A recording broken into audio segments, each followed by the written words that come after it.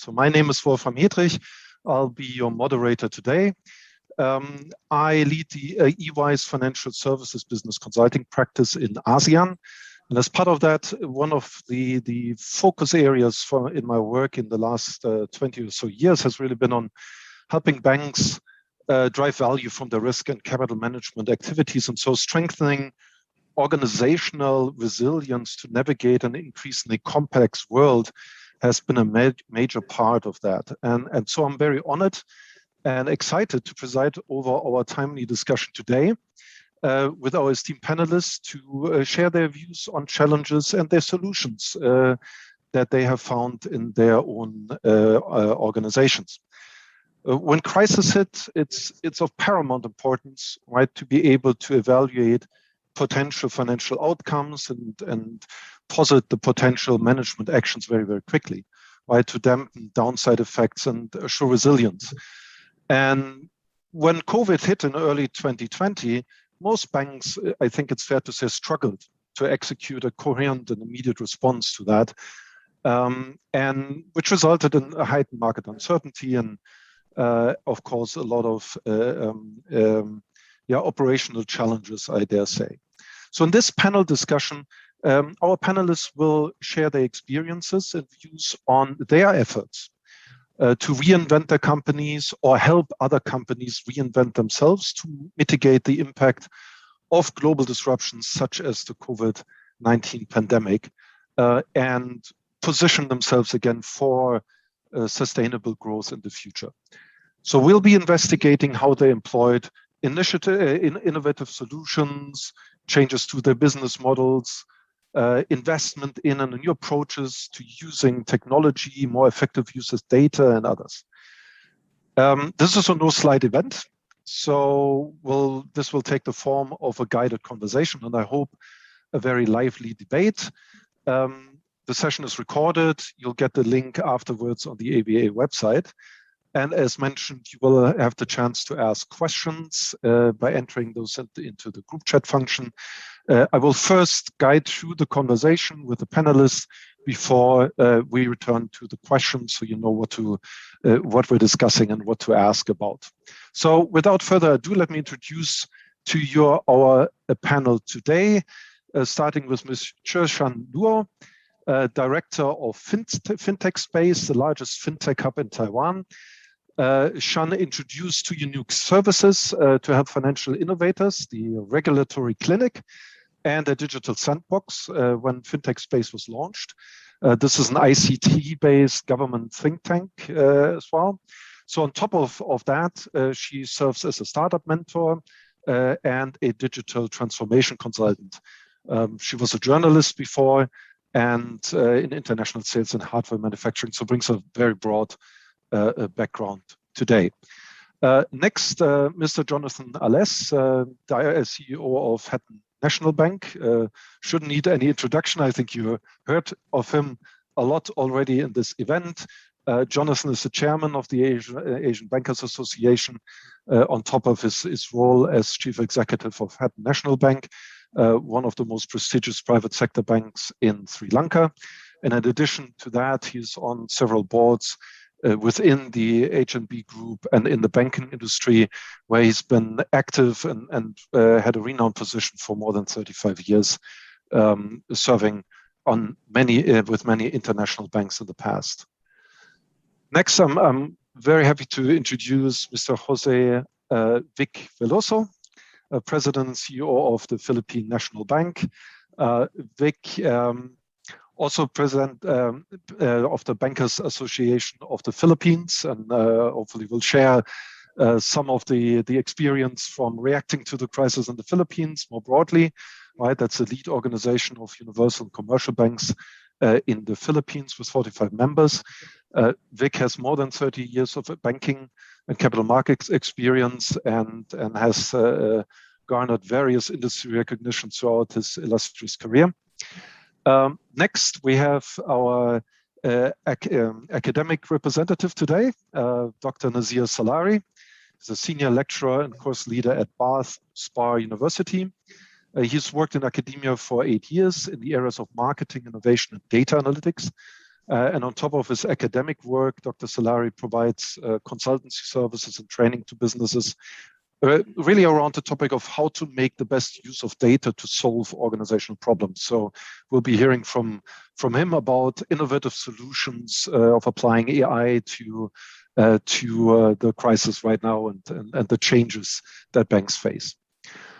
And last, but certainly not least, Mr. Theodore Blidarius, the CEO and co-founder of Fintech OS. He's worked in the financial services industry for almost 25 years and has led the rollout of technology for banks and insurance companies worldwide. He's grown several companies. Fintech OS is not his first. 3 of those companies are now serving Fortune 500 customers in 30 international markets. And he co-founded Fintech OS in 2017, explicitly to help banks and insurance companies compete with digital leaders. So obviously, we'll look forward to hearing from you what banks can do to come out of this crisis strengthened and with new business models to compete with new fintech competitors. So to kick things off, let me start by asking our panelists to reflect on kind of the past year and a half and their individual lessons from the pandemic and how their organization reacted. So let's start with our banking. Các chuyên gia của chúng ta sẽ đưa ra lời khuyên như thế nào? Okay, so that was our simultaneous Vietnamese translation. Let's start with Vic. Chúng ta có nghe được phần Vic, can you talk us through some of the challenges that PNB faced and how different operating in the pandemic was, right? And what measures did you take in response? Thank you, Wolfram, for your question. The pandemic was precipitated in the Philippines by an eruption of a volcano in January. And the eruption of the volcano allowed us to prepare accordingly, because in 1991, our experience with Mount Pinatubo showed that it can have a number of changes specifically to mobility. And we prepared a potential work from home or working remotely. And that allowed Philippine National Bank to be able to prepare accordingly. And the face masks were needed primarily because of the sulfur. And we prepared ourselves with face masks, and that was very helpful. Our objective is to ensure that our services to customers continue, while at the same time keeping our employees safe. So our 715 branch network at the time, we ensured that we identified strategic branches to operate. And if hypothetically there's a 10 or 8-man headcount in the branch, we only allowed half of them to operate if in the event a potential infection gets to happen, and a whole team will be able to replace and operate accordingly.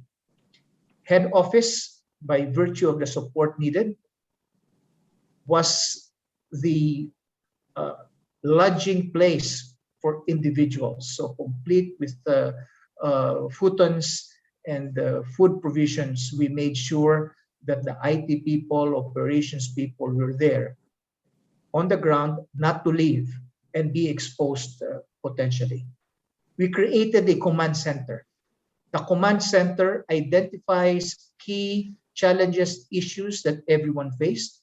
I've shared earlier that one of the changes that we were able to immediately do is to have our Friday cotton shirt, where a very large Philippine National Bank was printed, be our uniform. And it helped us cross checkpoints, inter-municipality and intercity, as they were screening entrance to each municipality. It allowed very quick transit. The local camaraderie, or what we call bayanihan, helped by making sure that we fetch those that don't have vehicles. We provided those that are facing challenges for communication by working at home, packet Wi-Fi's to be able to continue to communicate. And those that don't have laptops, we immediately allow them to bring home their desktops. It is very difficult at the time, and I'm not too sure how it was for the rest of the other jurisdictions. When we were locked down in March, the fear was that it was a plague, incurable plague, that once you get hit, you're surely going to die. And those that were reporting for work needed hand-holding. Some of them were frantic and asking why. Why are they supposed to report for work when the rest are working from home? So it necessitated for me every day to get in touch with 4 to 6 branches to be able to communicate, find out what's going on. And it was not only in the domestic scene, but in the 76 offices in 16 countries that Philippine National Bank has presence. So we continued to do that, to be able to be aware of what went on. The bank on wheels was mobilized. We have automated teller machines in vehicles that allowed those that are in lockdown areas be supplied with cash. We advertised and told them that our mobile banking service is going to be for free. You do digital transactions, we offer it for free, and even remittance for a period of time. We said that is going to be our assistance to everyone else. The Asian banker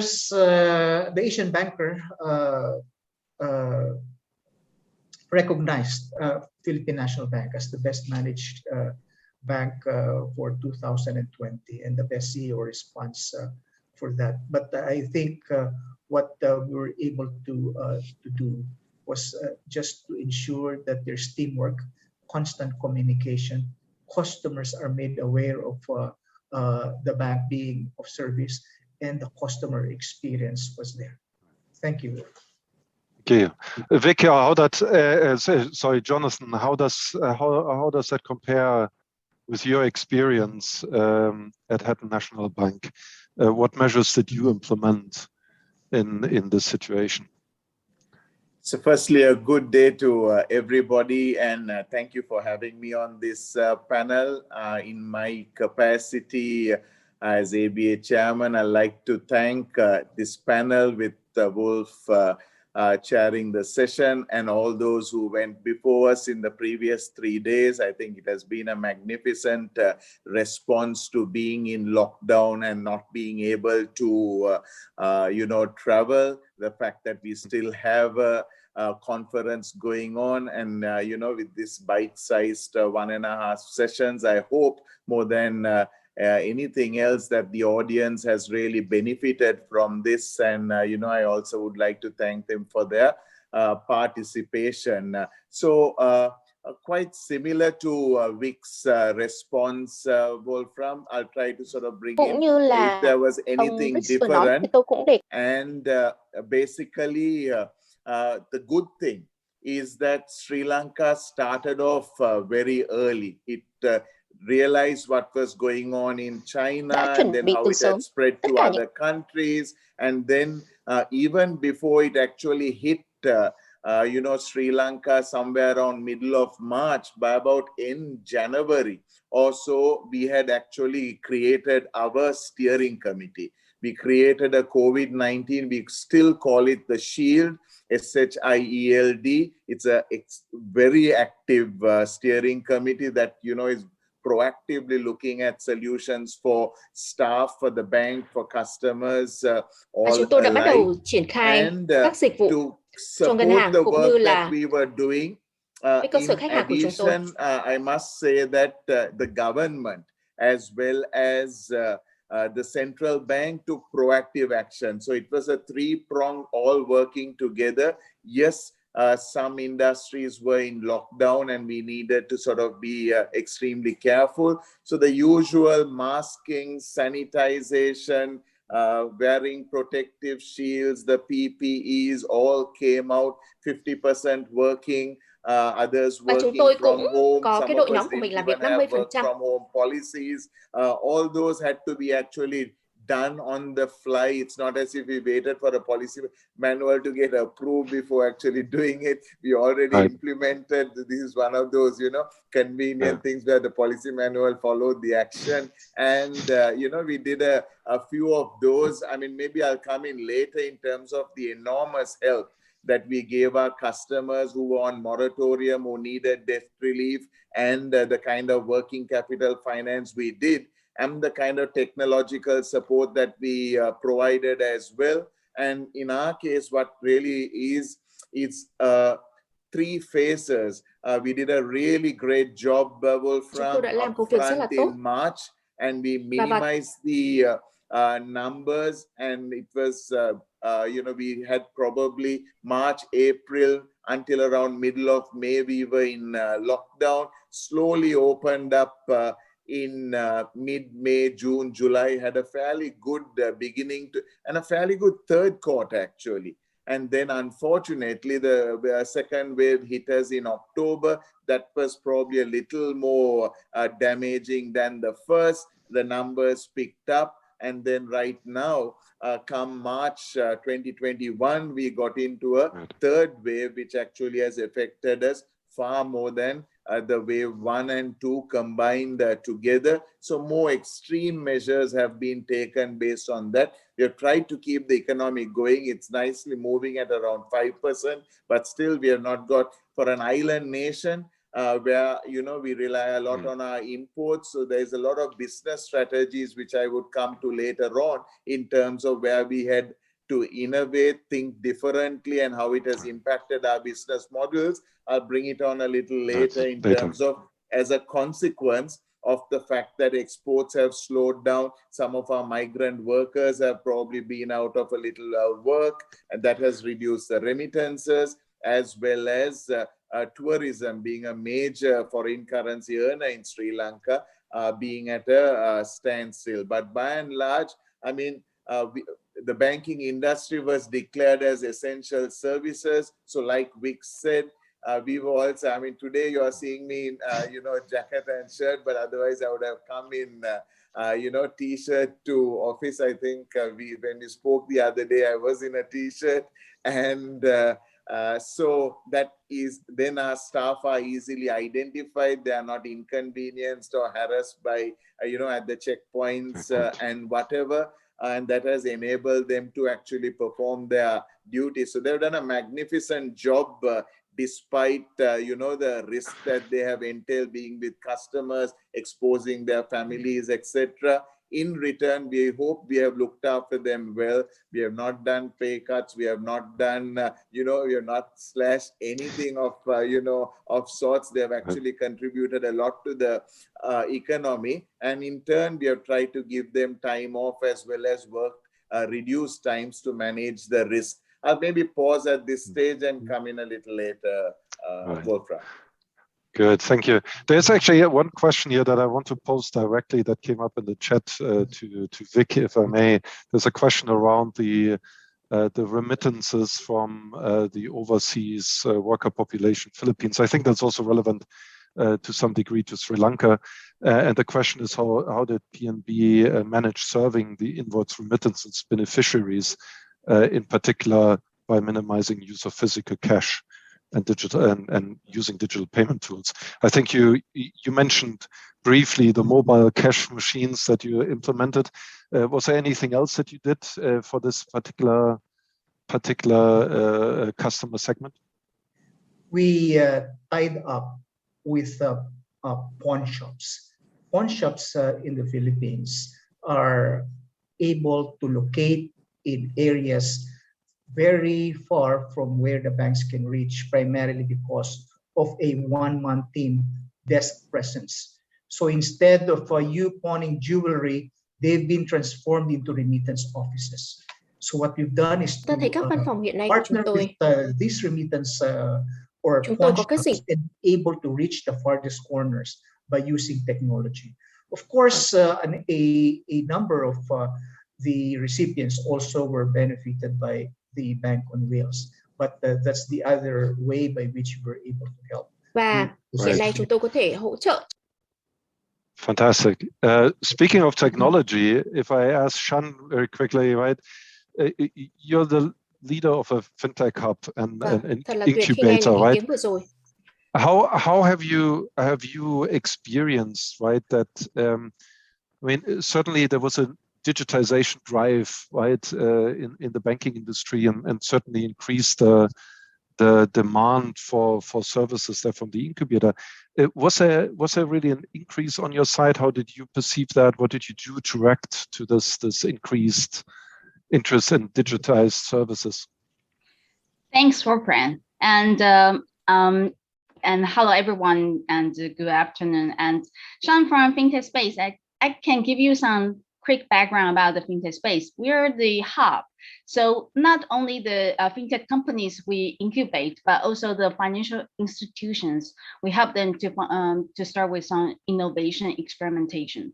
So in this during this pandemic, so it's quite a big shock or impact, not only to the Fintech company, but to the financial institutions as well. We have 10 financial institutes with us, and not all of them are looking for the user experience, or they are all looking for different things. Some of them are looking for the solution like digital risk. How can they just find more risk typologies? And some of them are looking for better or enhancing their customer journey. And some of them are thinking of the digital compliance. So what we do is we are providing the platform, then they can have more approach and mechanism toward their digitization. So what we do, we have a digital sandbox. So we leverage a lot of the financial APIs, and also we have their corporate lab, and they can have joint experimentations, like between the financial institution and institutions. They would like to have some data sharing, and if they like to have some fraud detection together. So we provide the platform, and also the communication with regulator. The digital compliance is not only the challenge to the industries, it also have a big challenge toward the regulator as well. That's what we found, because we are a public and private partnership model. So the regulator is also one of our big backers. So they are also looking for a very safe and sound solution when it goes to the digitization. So there's another one thing we think is also very big trend. That would be the digital market infrastructure. So which will provide the digital identity and also some digital certificate that is trustable. So last on the question of the pandemic impact, Theo, you're leading it's a global enterprise, right? You work across time zones and countries globally. How did the pandemic affect your ability to serve clients around the world? Maybe share a few experiences there from a fintech perspective. How did this impact you? Sure. Thank you very much, first and foremost, for having me here. I'm honored to be part of this panel, and I'm already learning. I think I'm going to share two perspectives. First, it's our perspective as a scaling global technology company, because I think for us we had two major hurdles to cross, right? I mean, we didn't, because we were a smaller, like 300 people team, right? We didn't have branches. We did have offices, but working in a high-tech space, kind of everybody, adapted immediately. So we didn't have to go through those pains. However, I think the biggest pain for us was, how do you manage a scaling company during the pandemic? Because typically, the challenge for us was, we are 300, we have plans to become 400 and then 500. So you have to do a lot of, onboarding, you have to recruit leadership, you have to, across all levels, from top, middle, you have to prepare people to, make them part of the team without actually meeting them. So half of our team today in 2021 was recruited during the pandemic, and probably for a year or so, they haven't really met. And they had to start working together. They had to start picking things up and do their job properly to serve our customers and to help them, serve their customers better. So that was, one challenge that obviously we had to deal with. But I always thought that that's also, if you flip it around, it's also an opportunity, because that, as Mr. Veloso said previously, right? We had other crises, if you want, coming our way. When you want to grow a global company, you will hit this type of scaling and onboarding, people working across different time zones anyway, right? So 1 year ago, when we started looking at this problem, we said, look, we all knew that, plus or minus 12 months, we would have had to deal with these problems, right? So let's just do it. Let's just start acting earlier as a global company. I think the second hurdle for us was fundraise. So we are a VC-backed company. We had, 4 investment rounds, and we are one of the companies that raised our 60 million Series B during the pandemic. And that's also had, a number of challenges, because, fintech is a hot space. People are looking to invest, but investing in a company is a matter of trust. I hope everyone agrees. So how do you build that level of trust with your new potential partners? And, going back to the previous challenges with the leaders that you want to bring in the company without necessarily meeting. It sounds easy, you just go on Zoom and you have all these type of conversations, but there's a dirty little secret, right? We have all established trust for like thousands of years, by being face to face, by, reading subliminally the energy in the room. It's a big thing. So I think, all in all, we are today obviously a better company. I would reflect also on the industry, the banking industry, that it's a better serving customer industry. And I think there's probably, we can discuss a little bit later, but there's a couple of challenges coming our way, right, in the new world, because yes, some things changed, some things never change. Like, building trust, building relationships with people. It's still good to do it the good old way. But some things, have changed, and we have to deal with the new world. Well, that leads me to my next question. What will remain from this crisis? What did we learn from the crisis that will make us more resilient for future challenges ahead, right? What changes that were introduced as part of the response to COVID-19 will, provide a change for the better in the way that our organizations operate? And maybe to give this some structure, let's discuss first elements around new ways of working and more resilient operations before we then go to new business models and changes to the customer experience, right? Which is also obviously also a very important component. But let's stay for a moment on the working environment and changes that we've seen there. So Nazir, you're involved in a very fascinating startup, right? That uses an AI solution to optimize office space. And can you give us some insights in how banks and other institutions can use data analytics for this purpose, but also potentially for other purposes, right? To respond in this new normal, and how can this be a lasting impact that optimizes the operations? Yeah. All right. Yeah. Thank you very much. Good day, everybody. It's great to be here. So yeah, we have actually, heard in this session about the new normal of working. Yeah. And you asked me a question that whether we can actually use data analytics, and actually I'll better, use another term, artificial intelligence, which is actually beyond the level of just analyzing the data, in order to tackle the organizational problems. So not only the banks, but also other companies. So in fact, the artificial intelligence could quickly help us to find a solution for the problems that we have.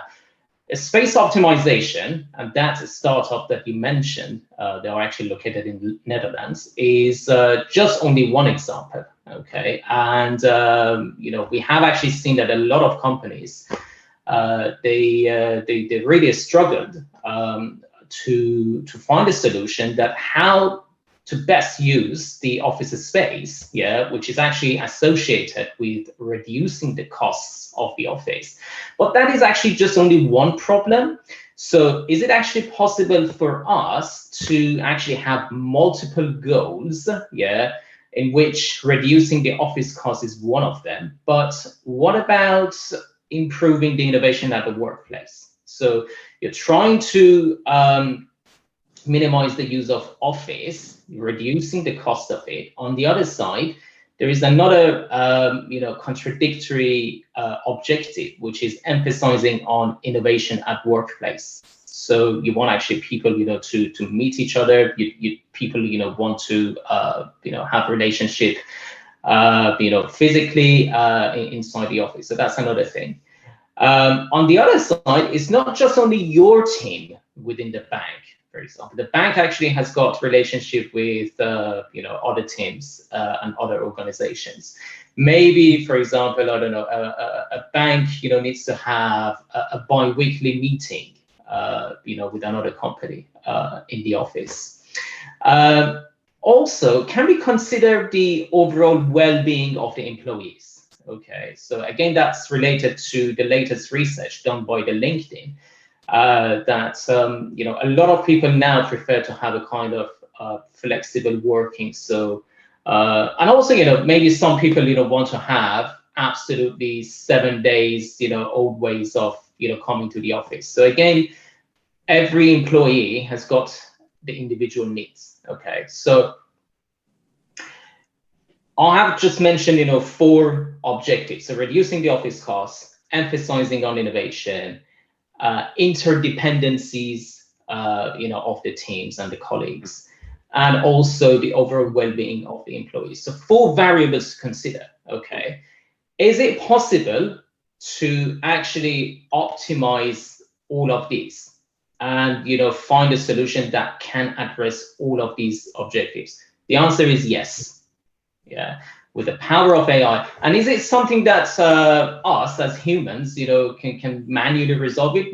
No way, because it's if you want to actually, put the data in relation to all of these factors, you have to actually, using an algorithm, which is a little bit complicated, and obviously that it's beyond, the scope of this conference. But yes, and we have actually done that in that specific startup that we use. Put it simply, any problem, any organizational problem which has got some constraints, okay, it raises the question of optimization. Okay, it's to put it in a very, very simple example, if you want to do the traveling, which is now a dream anyway in these days, and you've got 20 kilograms limitation. So you've got a limitation, you've got constraints, you've got 20 kilograms to put in your luggage, and you have a number of items to put in your luggage. Each item actually has got different weights, you can actually make this more complicated. You can say that, well, there are some interdependencies between the items that I want to put in the luggage. So if you take your laptop, you have to take your charger. So the same thing, for like working in a new hybrid model. Okay,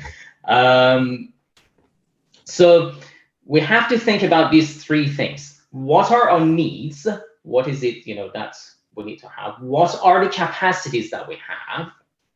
And what are the dependencies? Okay, so to give you some numeric examples, in one of the projects of this startup, okay, we have had 654 employees, okay, 168 projects and teams, 12 office floors, and 359 available seats. Okay, so these are the constraints that we've got. So what is it that we wanted to get? We actually got 20% less office space, 60% increase of office overlaps and collaborations of teams and projects, 40% increase in chance of meeting related colleagues in the office, and also having a kind of a schedule, you know, per employee or the team or project, you know, that, for example, if they wanted to have 2 or 3 days, you know, per week, you know, to meet each other. So it is something, and you would be, well, to just give you that how it works, actually, you would be surprised that it is based on the natural selection. The algorithm actually is based on the natural selection of Darwinian theory. Yeah, it's a complex mathematical problem. But yeah, it is possible nowadays that we optimize all of these objectives at the same time. Now, I wonder, Vic and Jonathan, right? Going through all those changes in the crisis, and the mix has changed between work from home and in the office. Where do you see your organizations landing in a kind of steady state going forward, right? Do you see this all going back to, you know, status before the pandemic, or do you see a fundamental shift in terms of that mix? And how do you determine that?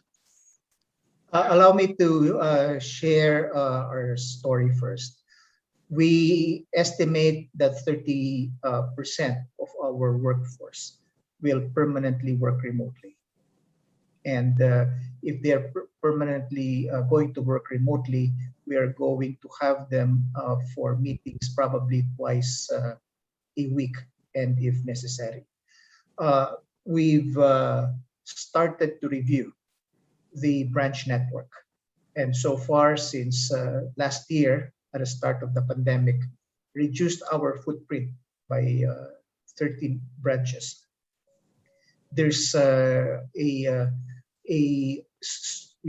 need for us to consistently upgrade the customer experience by using technology, and we've improved our our mobile platform by having less clicks and having the customer experience be the focus.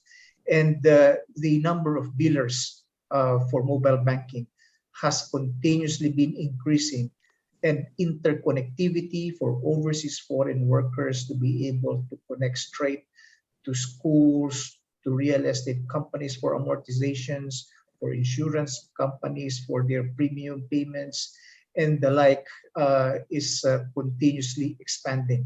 So the long and short of it is the customer experience became a priority for us. Therefore, digital and mobile technology has been at the forefront, and the reduced footprint.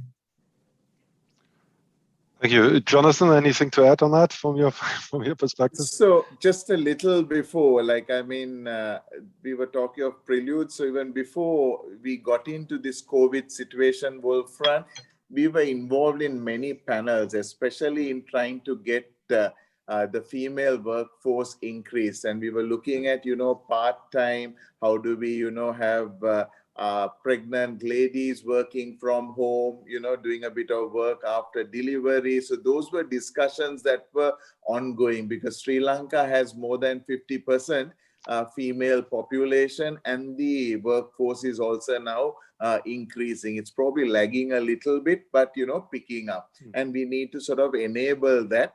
And we were looking at, you know, working 4 hours, working 3 days a week, fixed term contract options. So those were the discussions that were taking place around the time of, you know, 17, 18, and then 19. So right now, like Vic said, we actually have about 60 to 70% working from home or working from a remote sites. The BCPs and all have been activated. So we try to actually operate on a hot, and we don't keep coal sites, idle, because we're able to spread our staff and reduce congestion in our offices. So I'm very hopeful, Wolfram, that we do not, as part of normalizing, that we do not get back to the previous state.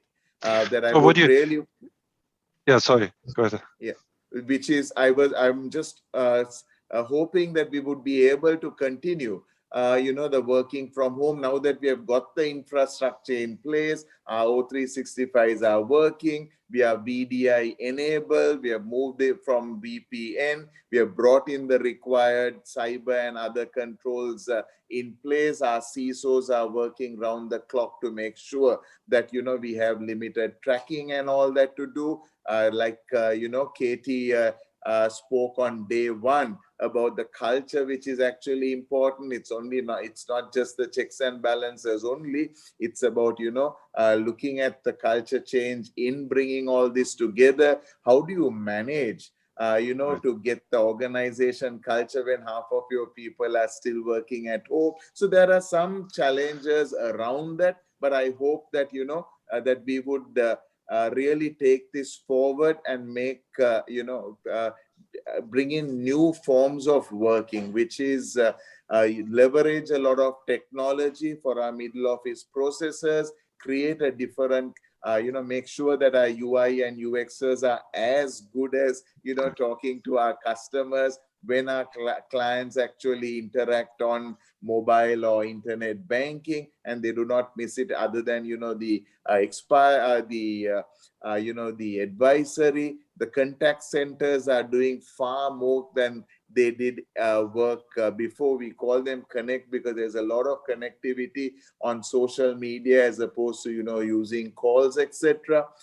So I see this as something that has come to stay, leveraging technology, enabling more transactions through automation, providing a great experience through our mobile and internet at the front end, so that clients are happy to do their processing from their homes, whether it's loans, whether it's onboarding for account opening and stuff, whether it's non-face-to-face and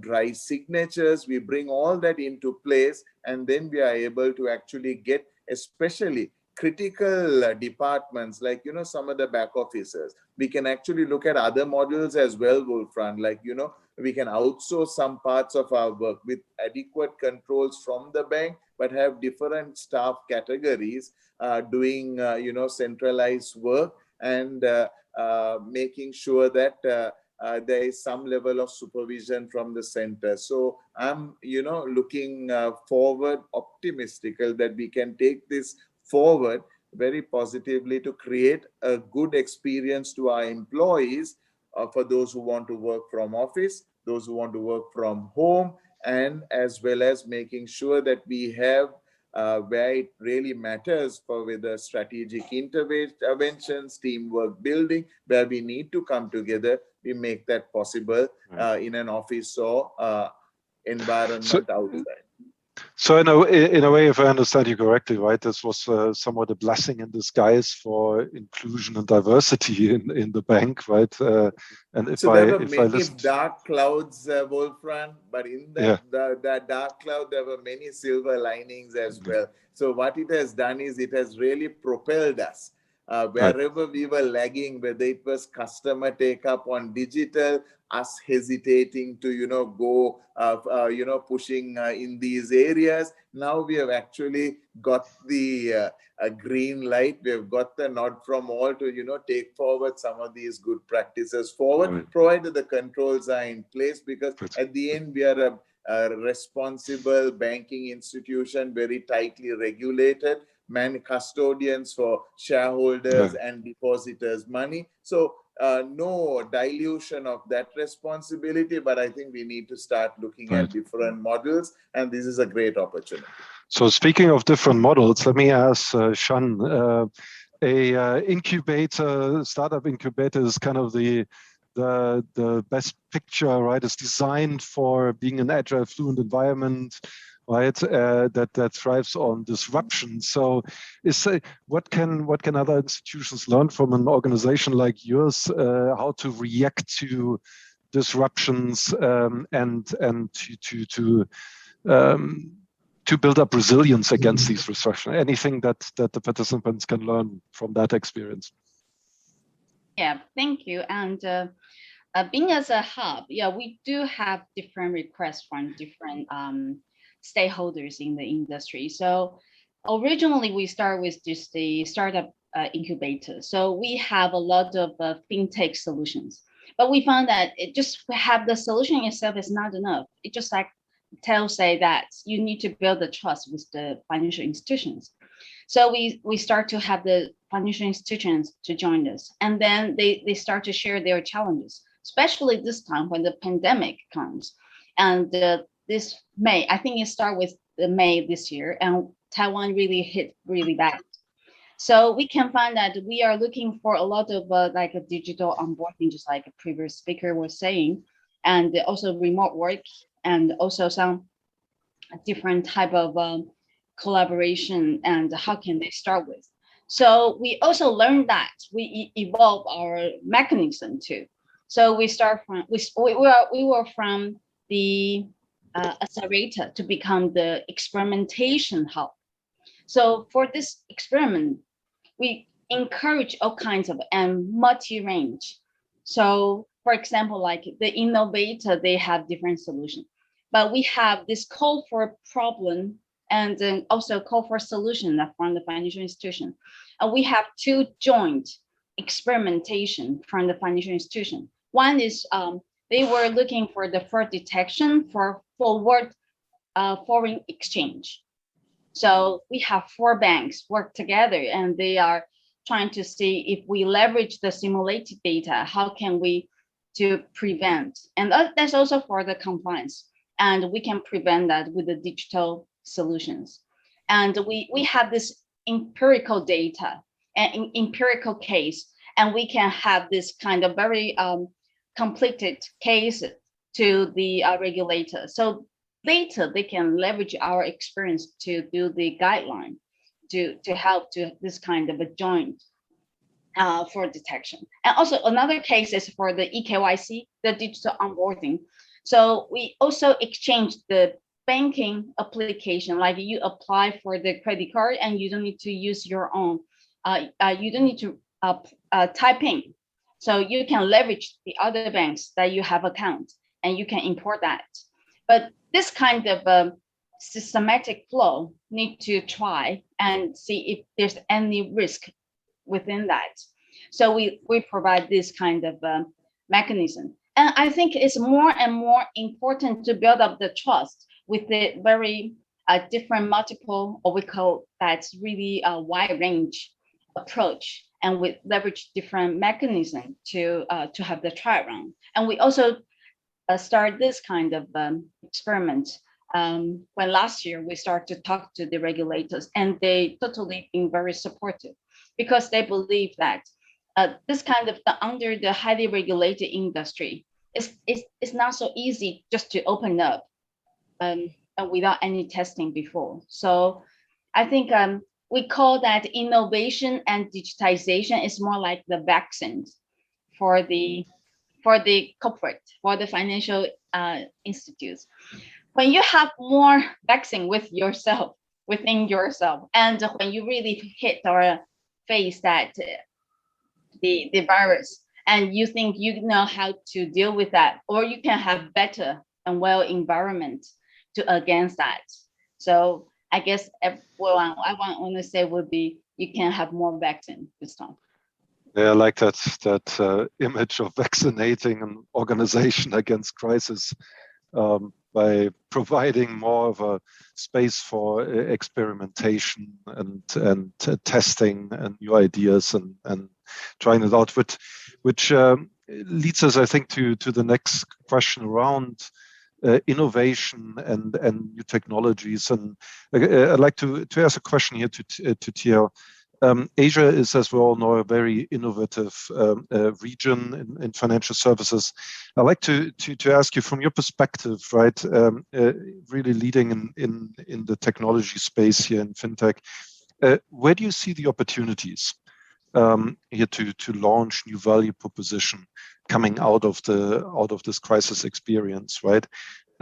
And particularly, what does that mean going forward for interaction and the relation between different lines of business and financial services? So, thanks for your question. I think there are a couple of opportunities that have arisen given the current context. As Mr. Ales was saying, we don't want, or the banks don't want everything to go back to the old normal. And I think there are a couple of opportunities and there are a couple of threats if you're looking at the current industry setup. I was saying that the banking industry really bounced back really fast. And I think what everybody in the industry and the ecosystem learned, that we can actually drive things faster, better. We can get in control even in this type of adverse situations. But I look at the industry and I see, for example, that the funding opportunities for fintechs have really increased. I look at both financial technology infrastructure players, but also fintechs and insurtechs. I know a couple of them, for example, in Philippines, right, who are raising bigger and bigger rounds. There's a lot of money for investment in the market. And I think this basically puts a lot of pressure, or is going to put a lot of pressure on the incumbents, because it sets a certain tone in the market. The consumer at the end of the day expects experiences that are comparable across different places. So when I'm looking at the innovations and how these challenges can be fostered to improve the overall customer experience, I'm thinking about, I don't know, 2, 3, 4 ideas that, not ideas, realities, experiences that we've seen both in the EMEA market, in the Southeast Asian market, and now in the US. And I think everything starts with the overall customer journey, right? I think we've done a little bit of improvement there, involving automating tedious tasks and so on. But I think now there's a level of modernization that need to be applied across the whole customer journey portfolio, right? So we're talking about digital onboarding or digital loans, but there are a lot of other more complex services that banks and insurers are offering to the market, and that are, let's say, that require a different bonding with the customers. So we call this, for example, this experience, the digital experience that relies on remote customer interaction, right? When you want to onboard for a mortgage, you might need advice. You want to discuss with certain people. If you're looking at, for example, the Southeast Asia, there are a lot of countries you do need to localize whatever customer journey you are building. So I think technology can help a lot, because we are currently looking and exploiting automation, but mixing this type of remote customer interactions, seamlessly, allowing for video calls, allowing for remote assistance, on a customer journey, is going to be the new norm. And these norms are going to be localized from country to country. So that's one thing.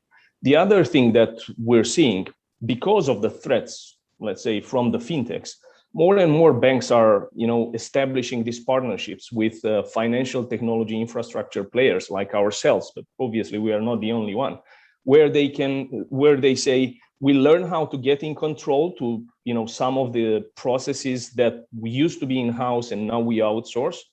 Why don't you help us rapidly build a better product and service portfolio, right? And that basically means you can, for example, you're looking at the SME banking opportunity. There's a huge opportunity. There's the SME sector is massively underserved.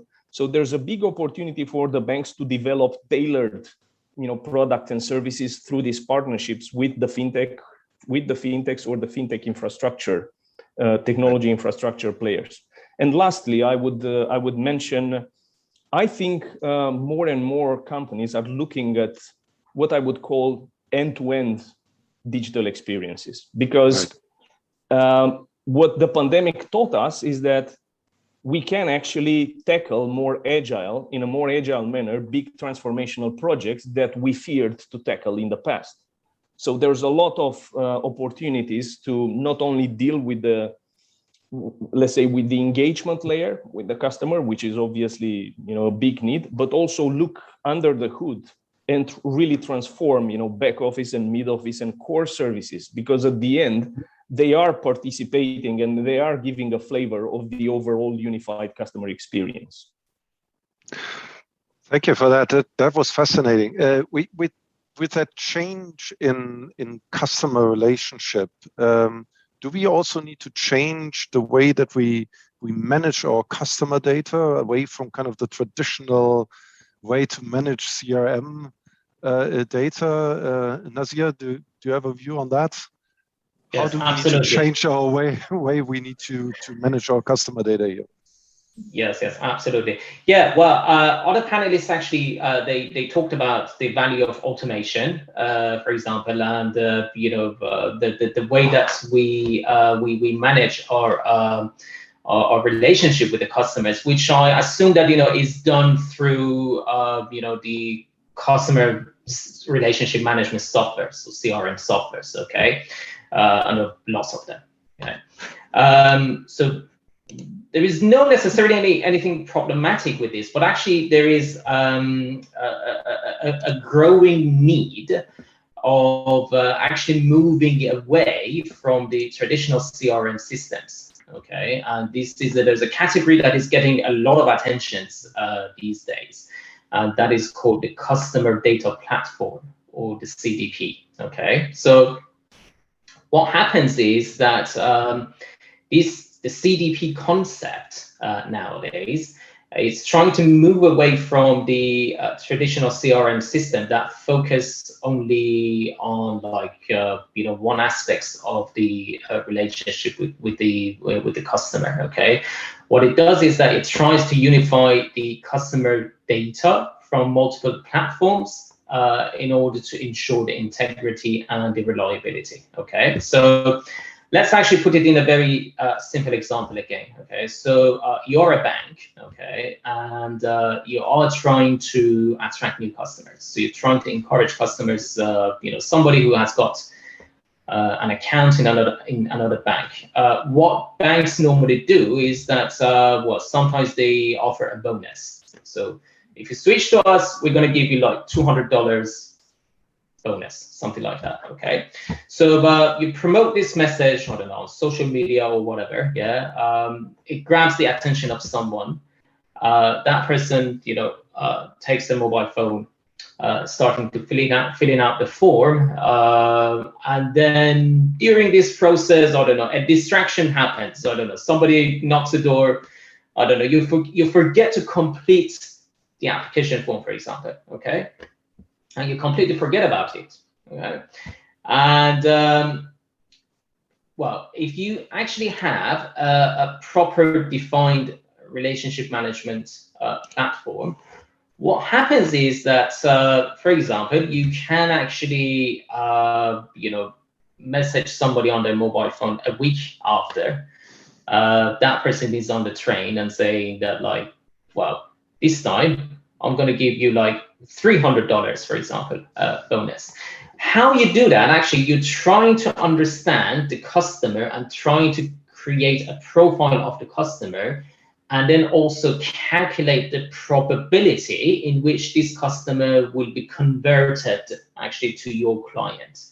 What's the probability that if I, for example, increase my bonus offer to that person, that person will convert? Okay, and that person on the mobile phone, they carry on with the rest of their application, and then that person is now converted, okay, to the customer. So what happens in reality is that we need to have, first of all, a proper data collection system in which it takes data from how customers reacted, not from one point, but also from different points that the customer has reacted. Then we need to apply the data governance, validating, cleaning the data, etc. Okay, and then finally, creating the unified customer profile. And this is something that, again, the traditional CRM platforms can't do that for us. Okay. So, yeah. We're talking really about a hyper personalization here of the customer engagement, right? That's what you're telling me. I wonder, Theo, I imagine that is a real challenge for, particularly for smaller banks without the big IT budgets of the bigger players. How do you have any advice for smaller banks? And I know we have a lot of banks listening in from the ABA network that might be in that situation. Do you have any advice for them? How can they personalize their services to stay relevant for customers? How can they compete with something like that in this world? I think by two means, right? One is technology and the other is partnership. I think what's happening, what we see today is that more and more banks are taking, in terms of IT and business, they are taking the role of, product manager, product owners, right? So their job is to effectively, develop the strategy, understand certain customer segments that are underserved and that are basically opportunities for them to shine and differentiate in the market. I think gone are the days where everybody was, pushing, the same type of SME loans, secured and unsecured, into the market. You can't just do that. If you are a tier one, probably, you can still manage because you have a big customer portfolio. If you are a Revolut, a Chime, or, or a super app like Grab, you get a lot of funding. So therefore you can, stay in front of the queue. But if you are a tier two, tier three player, your only way is to leverage technology and data to be able to find these personalized and highly differentiated products and services and bring them to the market. And I think, Fintech OS, like us, this is that type of platform that we provide that is taking away the technical complexity. How do you aggregate, like Nasir is saying, how do you, aggregate that data? How do you create that abstraction from the technology so that your people who are, uniquely positioned to understand their customers, they focus on the innovation rather than the technologization, right? So I think technology is obviously important, and partnering, with players, some of them like, fintech technology infrastructure or even fintech players who can basically provide that, that technical platform that the banks can leverage. We've seen a lot of positive partnerships with tier one and tier two banks working, for example, with fintechs in the market, and basically taking that capability, that that best of breed type of service, and bringing them to the audience, so that if you're driving, for example, a car, right? I think you're looking at an Audi or a Mercedes, or they use the same underlying components. They are not necessarily the producer of those components, but is the experience that's unique and that that matters and creates loyalty within their customer portfolio. Right. I'd like to take one of the questions that came up here, since we're on the topic of partnerships.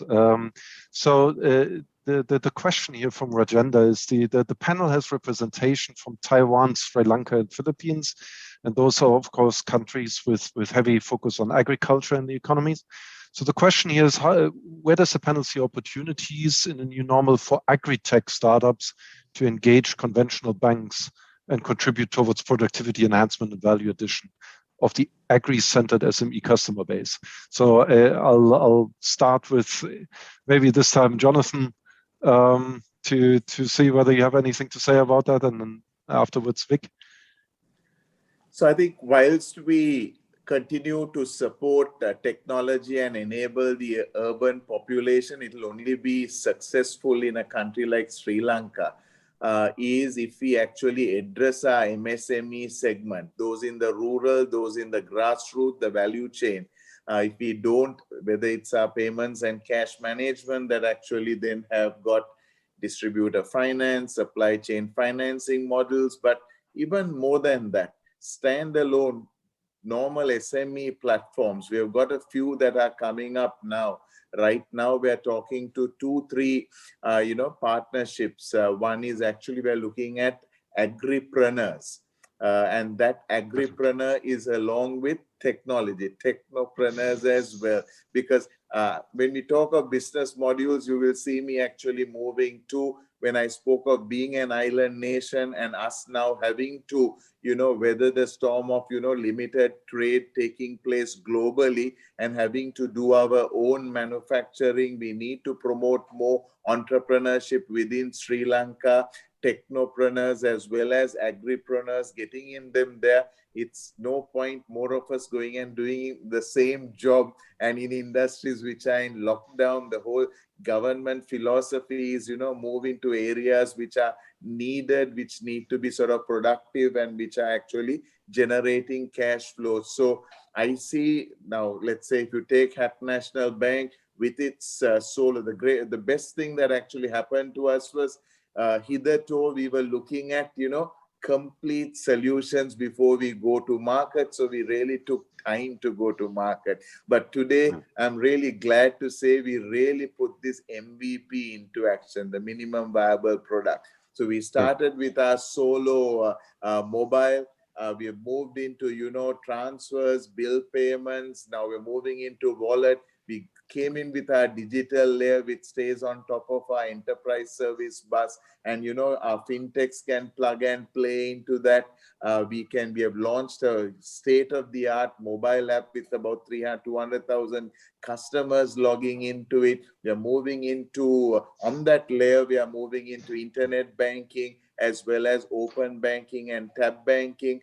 So these platforms enable us to connect our buyers and sellers, in particular the SMEs.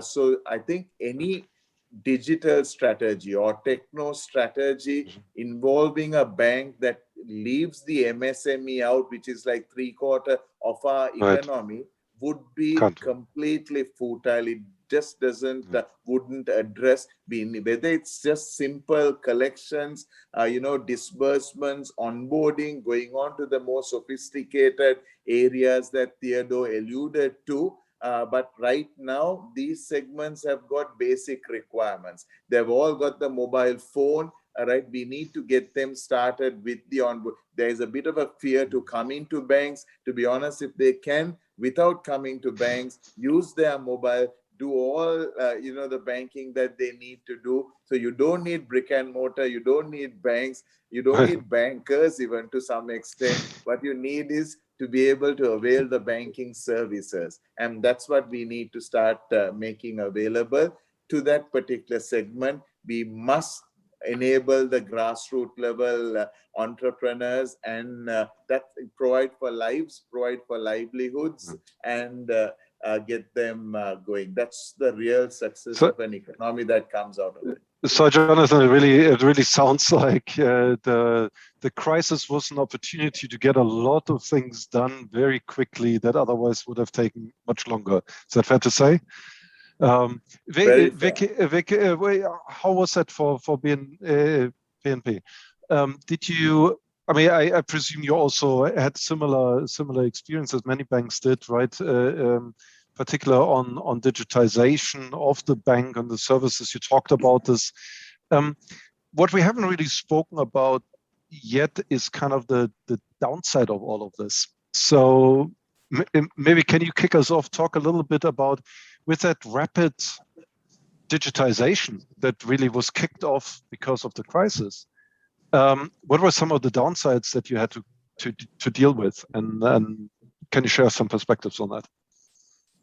Thank you for that question, Wilfram, because we are really getting excited about digitalization, about using data, and that's really the wave of the future. Unfortunately, Gone are the days when an armed bandit will walk into your bank and declare a holdup. In one coffee shop corner or just in any corner of any residence will be a nerd or a very geeky looking lad holding a laptop and will probably be the one orchestrating the biggest heist that each of us will really be hit with. And that actually keeps me worried and gives me sleepless nights. The security platform is something that needs to continuously improve. And what we also need to improve are the laws and how the law enforcement agencies are going to be able to identify the crime, be able to book them, be able to put them into the criminal system, the courts, and be able to convict them. So what's the challenge right now? I mean, you see this, of course, also from the Bankers Association in Philippines. Well, what's currently the problem with that, right? It sounds like that's not quite happening. So let me share with you, and this is a personal experience. On social media, for example, one morning I woke up with 180 versions of myself. And I complained to the social media company. The social media company acknowledged that, yes, it's a concern, but there are more problems that they have to face, and it cannot be prioritized. Second, a number of us let me speak from where we are in the Philippines, are able to identify a cyber crime issue. Unfortunately, if you experience a traffic accident, every police in any precinct will be able to lodge the criminal or civil complaint.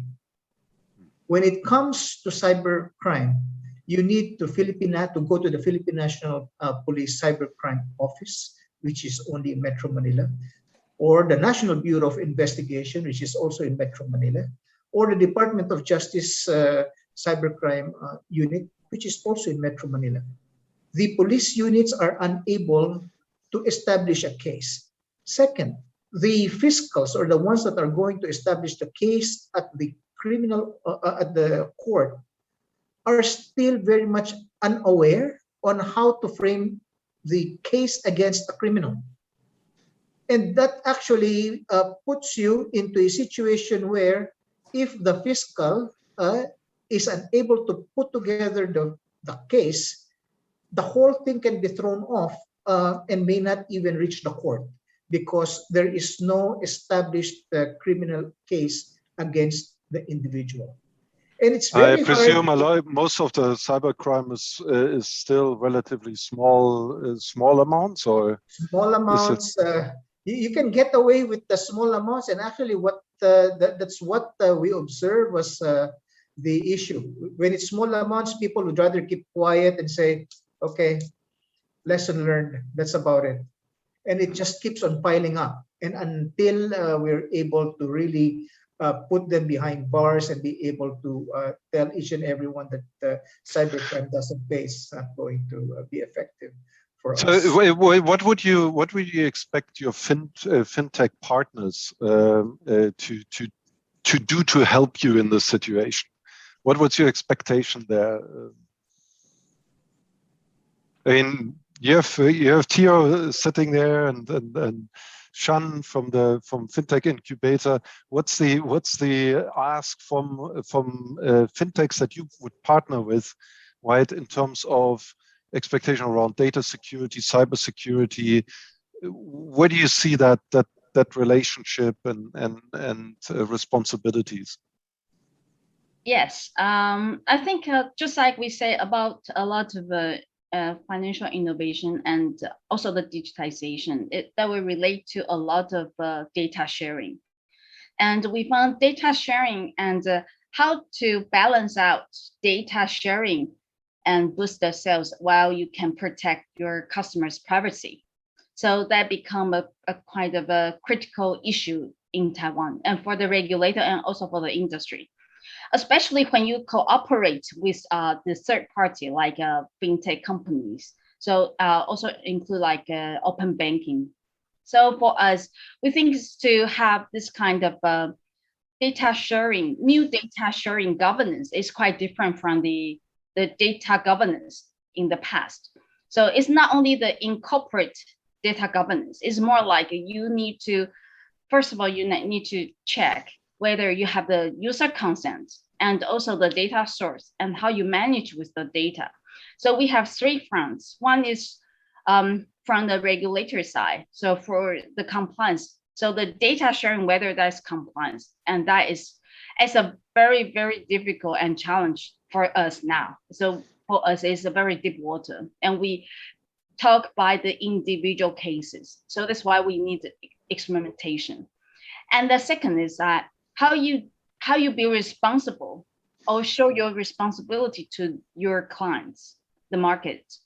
So we think that it's we also learned that from the UK, because if you want to give your customer the control of their own data, so they need to have that in hands. So they have some design that I can stop sharing my own individual data, just one button, with just one click.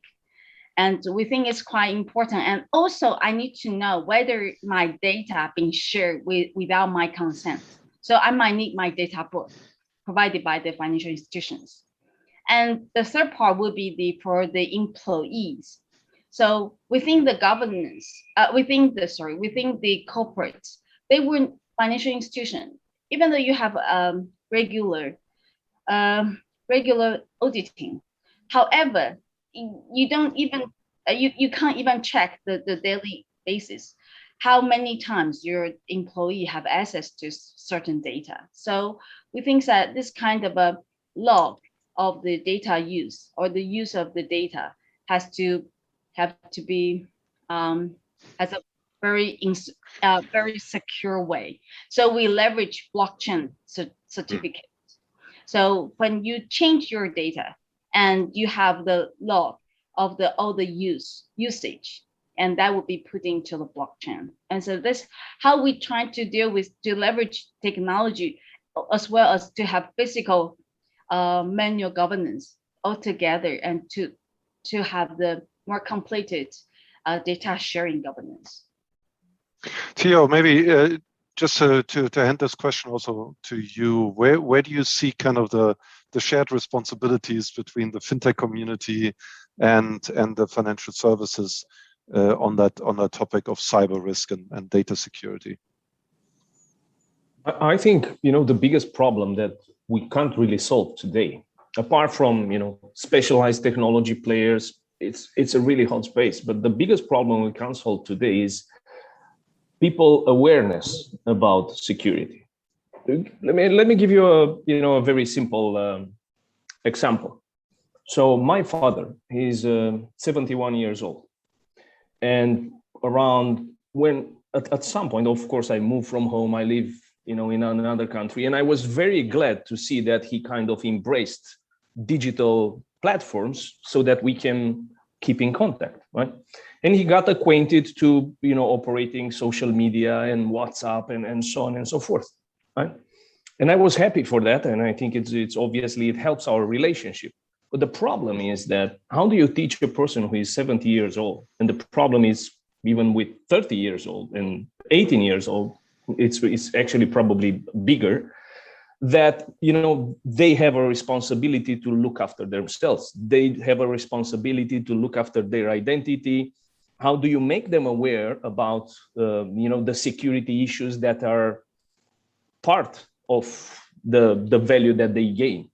And I think that this is a fundamental big problem that we have, right? Mr. Veloso was speaking about the same thing to some extent, as in, we can check on certain things, but is the ecosystem aware? Can we enforce So I think the common responsibility that we have is to understand that this problem is not going to go away, and we are all part of it, and we need to start working on educating basically everybody, the customers, the employees, our partners, basically everything. We share a common responsibility so that in 5 years from now, let's say, people are more aware about the implicit security issues that arrive with the digital infrastructure.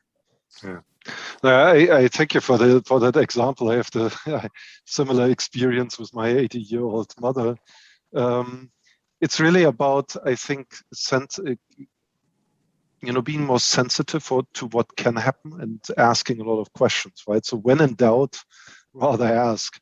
And I think that applies to all of our practices in work and as well as private life. So I need to check whether I'm now connected to the right Vic Veloso and not one of your 100 aliases. We have a couple of minutes left in our discussion here, and I just wanted to make sure that we'll get more questions. Let me just see who else. So here's a question for Jonathan. How do you feel about Sri Lanka's overall progress on digitalization, and what are its implications for post-COVID landscape?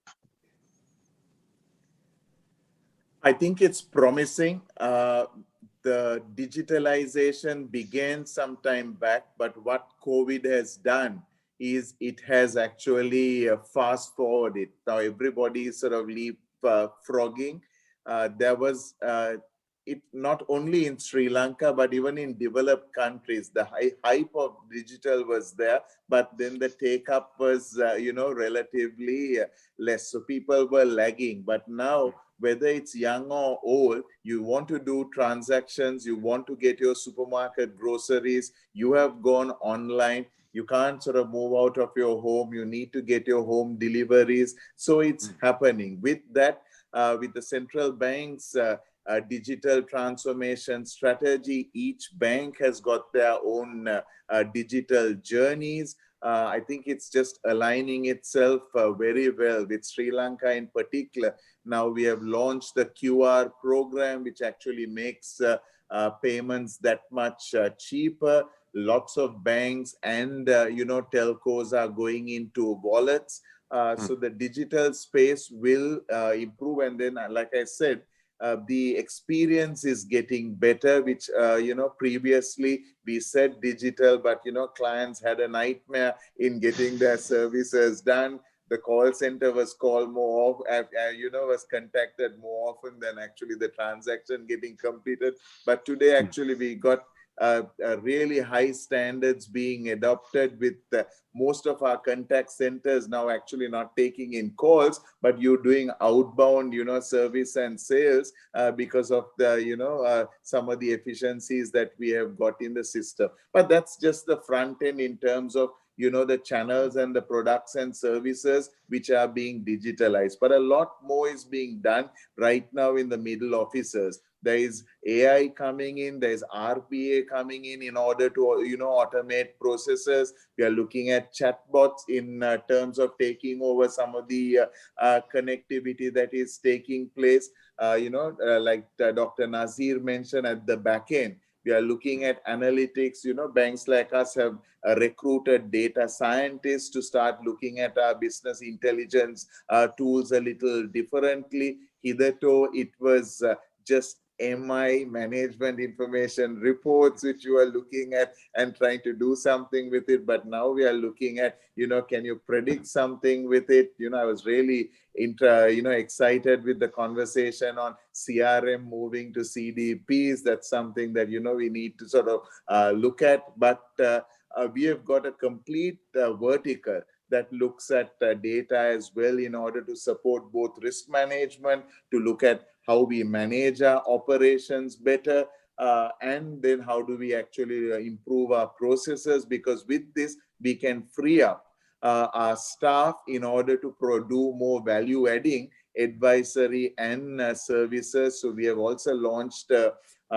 strategic workforce planning exercise fully taking into account not the present state, but the future state, knowing what it's going to be, then how do we actually get our future state employees also fitting into that future ready organization? So the positive answer, Wolfram, is that Sri Lanka is on a journey to digitalize, and all stakeholders are equally committed, whether it's government, there is an ICTA, ICTA agency, central bank is fully proactive. Actually, we are struggling to keep pace with them at the way they are sort of taking initiatives.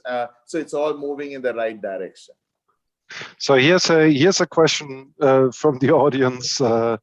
That's quite interesting. It's challenging, a little bit challenging. So asking, are bankers actually financing fintech startups, or are they just waiting for their offered services, in the sense of, are they just passive and waiting for fintechs to come and show the goods, or are bankers actually financing fintech startups? So we have both sides here of the story. What's the answer? Who wants to go first? More than happy, Wolfram, to finance anyone who's got an ability to convert water into wine. And then definitely, the name of the game now is either the fintech partners with a bank, or a bank partners with a fintech company, or a combination of both. Because you cannot force the bankers to immediately be in the same field as the fintech frame of mind. However, the fintech frame of mind may not necessarily have the immediate grasp of what customers need. So you really need to combine both. Otherwise, you just let one take care of the whole experience. It's not going to work that way. And this is going to be where the reckoning will be. The consolidation of financial institutions, which is a challenge in the Philippines by having so many banks, will soon be addressed with this situation. So, Sean, do your startups in the accelerator get bank funding, or is this all from other sources?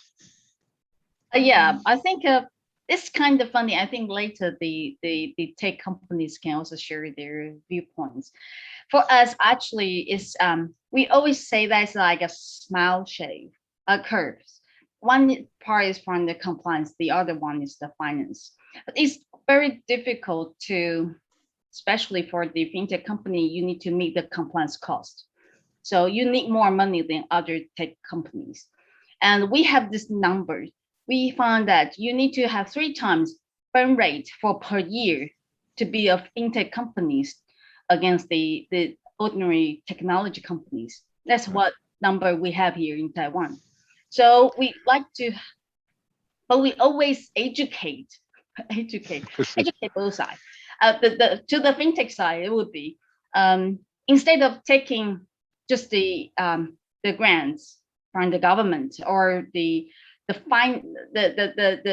investor money, but to think of how to generate new business model that you can also have the win-win with the financial institutions. So earn more sales and boost your sales and find a new business model that can benefit from both sides.